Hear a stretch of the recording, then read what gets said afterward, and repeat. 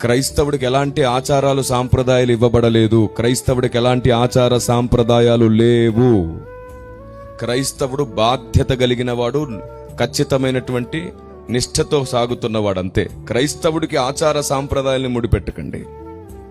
క్రైస్తవుడు బాధ్యత కలిగిన వాడు, కర్తవ్యంతో కొనసాగుతున్నవాడు క్రైస్తవుడు. మన బాధ్యత ఏమిటి? ఎలాగైనా సరే అందరికీ సువార్త అర్థమయ్యేటట్లు చేయాలి, దేవుణ్ణి పరిచయం చేయాలి. మన కర్తవ్యం ఏమిటి? ఆయన అంగీకరించినవన్నీ సంపూర్ణ సిద్ధి వైపు అనుదిన భక్తిలో నడిపించాలి. మీరు చెప్పండి, ఎక్కడైనా పౌలు భక్తుడు మనకు ఆచారాలు సాంప్రదాయాలను పాటించమని రాశాడా? లేదే. మరి మనం ఎందుకు క్రైస్తవ్యం అంటేనే అదేదో ఆచారం సాంప్రదాయం అయినట్టు తెల్లబట్టలేస్తేనే క్రైస్తవుడు, తాలి తీస్తేనే క్రైస్తవుడు, బొట్టు తీస్తేనే క్రైస్తవుడు, మెట్టలు తీస్తేనే క్రైస్తవుడని, పైరూపం తీస్తేనే క్రైస్తవుడని ఎందుకని స్లోగన్స్ ఇచ్చాం?